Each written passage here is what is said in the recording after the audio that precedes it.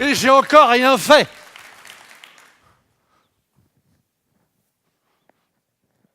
Sommes-nous libres de nos choix? Non, ce n'est pas une question. Enfin, pas tout de suite. Sommes-nous libres de nos choix? De tout temps, la magie, le mentalisme et l'influence sont liés. Le sorcier primitif, que je pourrais qualifier de chaman, le chaman a lui seul des connaissances qui lui donnent un pouvoir sur le reste de la tribu. Connaissances dans les plantes pour guérir, soigner. Connaissance du feu, il crée le feu, il manipule le feu. Et également, il communique avec les esprits. Et plus étrangement même, il fait parler les esprits par des techniques de ventriloquie.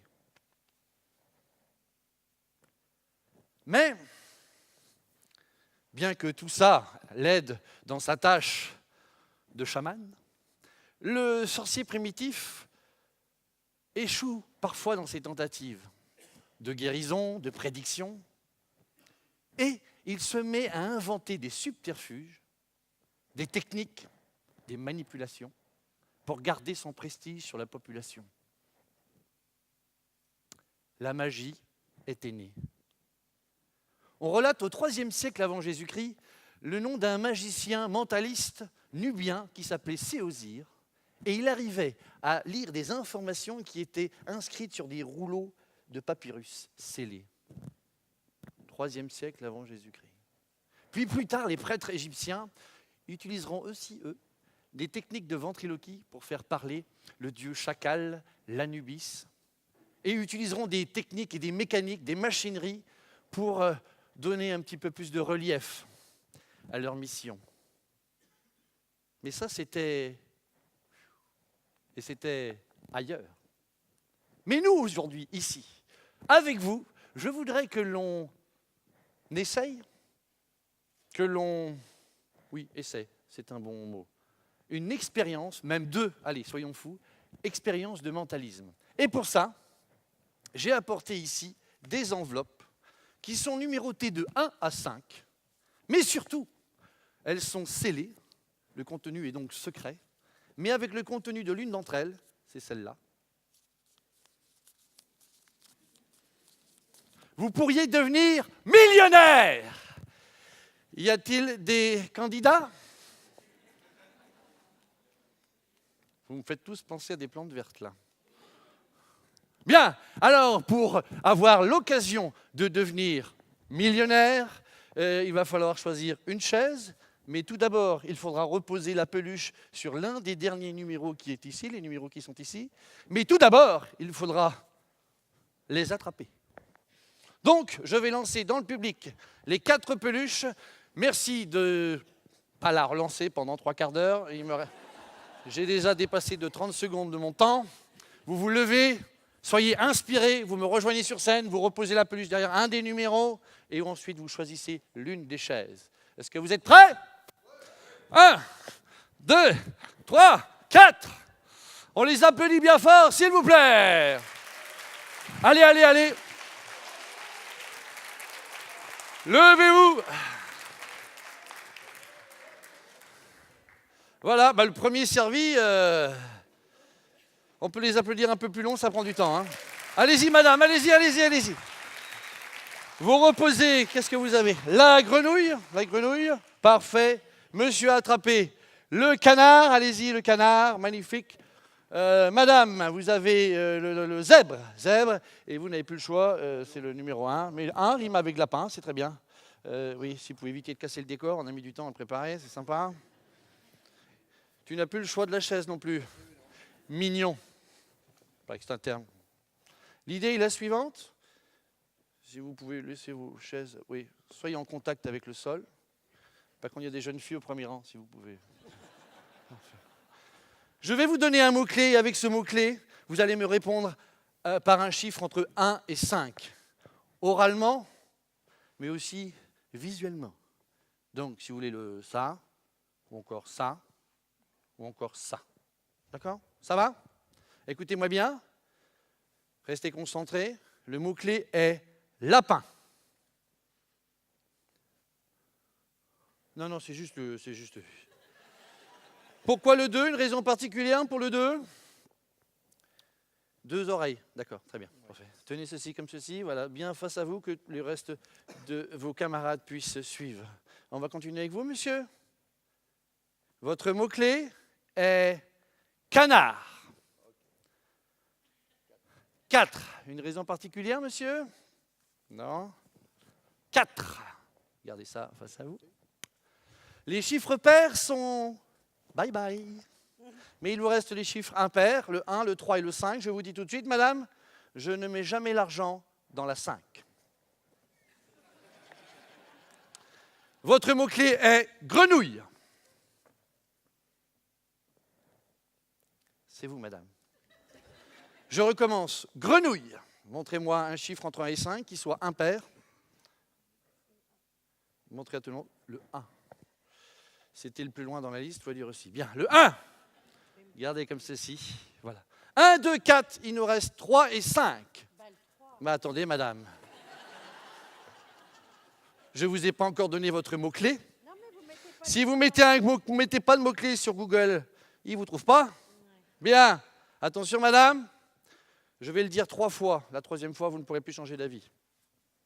Vous savez ce qu'il vous reste comme choix? Ouais, le zèbre. Applaudissements. Le zèbre. Allez-y. Le zèbre. Le zèbre. Une dernière fois. Le zèbre. Oui. Le numéro, madame? 3. 3. C'est quelqu'un qui est obstiné, qui ne veut pas changer d'avis. Le 3. C'est pour vous. Je vous avais dit, vous avez bien fait, que je ne mettais jamais l'argent dans la 5. Est-ce que, s'il vous plaît, vous pouvez ouvrir votre enveloppe sans y sortir le contenu? Je fais pareil devant vous, hein, qu'il n'y ait pas d'ambiguïté. Regardez, voilà. Non, sortez pas le contenu, juste à l'intérieur. Parfait. Vous aviez une chance sur 5, mais si je vous disais que depuis le départ, à partir du moment où vous avez saisi cette peluche, que vous êtes venu sur scène, que vous avez posé la peluche ici, vous êtes assis sur cette chaise, et que vous avez choisi un numéro, vous avez été manipulé, influencé, vos choix ont été tronqués. J'ai ici un très beau billet de 100 €, le début d'une fortune. Ah, j'ai ici 4 places pour le TEDx de Brest l'année prochaine. On vous dira la date quand, je ne sais pas. Et j'ai surtout de quoi devenir millionnaire, un billet de loterie. Monsieur, vous vous rappelez de votre mot-clé, monsieur? C'était lapin. Vous vous rappelez, non seulement vous n'avez pas choisi l'enveloppe contenant la loterie, l'argent, les places. Allez-y, sortez votre petit papier, dépliez-le, je récupère l'enveloppe. Vous pouvez faire de même, sortez vos petits papiers. Votre mot-clé était lapin. Montrez bien tout le monde. Lapin. Monsieur également, votre mot-clé était canard. Veuillez montrer au public, restez comme ceci jusqu'à la fin. Canard, votre mot-clé, madame, était grenouille. Et enfin, le zèbre.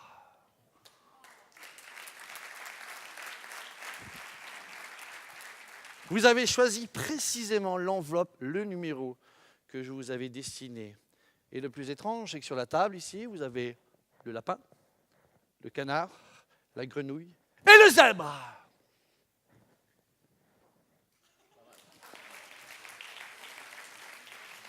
Mais le plus fou, vous voulez bien vous lever, s'il vous plaît? Vous placez derrière votre chaise, toujours l'écriteau face au public, médusé. Enfin, on essaye. Vous auriez pu choisir n'importe quelle chaise. Et pourtant, depuis le départ, vos choix ont-ils été libres? Avez-vous été manipulé, influencé? Ou est-ce de la chance? Merci.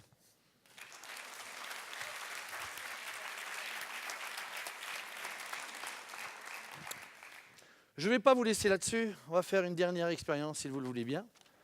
Si on a le temps, oui, je pense que ça devrait le faire. Bien, on va supprimer cette chaise. Et je sens que, madame, vous êtes quelqu'un d'inspirant. Oui. Vous allez me suivre, s'il vous plaît. Vous pouvez remettre les chaises face au public. Je vous laisse travailler un peu. Les rodis sont en vacances. Vous allez vous placer ici. Voilà, ici, il y a une boîte. Elle est fermée. On ne connaît pas le contenu. On est d'accord?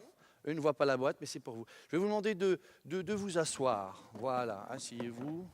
Voilà, je récupère les enveloppes. Détendez-vous. Voilà, merci. Parfait. Dans un instant, vous allez être la source inspirante. Moi, je serai rien du tout. Et vous, vous serez les récepteurs. Allez, je serai le passeur. Ça vous va? On va tenter une expérience. Je ne sais pas si elle va réussir. C'est la première fois que je le fais cet après-midi. Mais rappelez-vous du zèbre, du lapin, du canard et de la grenouille. Merci. Je vais vous demander de vous détendre, de mettre les mains le long du corps. Voilà, parfait. De fixer bien devant vous, de vous détendre, d'être à l'écoute de vos sensations, mais de ne pas réagir à ce qui se passe autour de vous. D'accord? Restez concentrés. Juste fermez les yeux maintenant. Inspirez profondément. Expirez, sinon vous tombez. Encore une fois. Expirez. Parfait. Madame, vous allez imaginer 3 pensées. Vous allez surtout y penser à ces 3 pensées. Je ne sais pas si c'est clair. Bien. Ici, vous allez prendre un engagement. Je vais vous demander de penser à ces 3 choses. C'est à vous de remplir. D'accord? Ici, quand vous avez terminé, vous pliez comme ceci et vous mettez votre prénom. C'est clair? Ouais. Bon. La caméra va se concentrer là-bas. Vous posez ça sur la table, caché, et on ne doit rien voir. Ici, j'ai un tableau, on va y voir tout à l'heure. Parfait. Je vous demande d'inspirer, de bien fermer les yeux et de ne pas ouvrir les yeux. Parfait. La personne que je viens de toucher juste là, il y a une seconde, je vais vous demander de bien vous concentrer et d'imaginer un ballon de baudruche qui voyage. Imaginez le ballon, imaginez sa forme. Quel est votre prénom? C'est pas grave. Quel est votre prénom? Sylvie. Pensez bien fort à vos pensées, Sylvie. D'accord? Sylvie a 3 pensées. Je vais demander à la première personne de bien se concentrer sur ce ballon qui est gonflé d'hélium, qui monte. D'accord? Il est dans l'espace. Pensez à ce ballon maintenant. La deuxième personne que je viens de toucher à l'instant, je voudrais, monsieur, que vous pensiez, que vous imaginiez que ce ballon voyage, fait le tour de la Terre et s'arrête au-dessus d'un pays. Imaginez ce pays, elle a une pensée ici. Et enfin, la troisième personne, je veux lui demander de penser à un prénom, d'imaginer qu'un enfant s'approche de ce ballon, ramasse ce ballon et vous imaginez ce prénom. Parfait? Très bien, gardez les yeux, restez concentrés sur votre pensée. Moi, je vais essayer d'abord ici.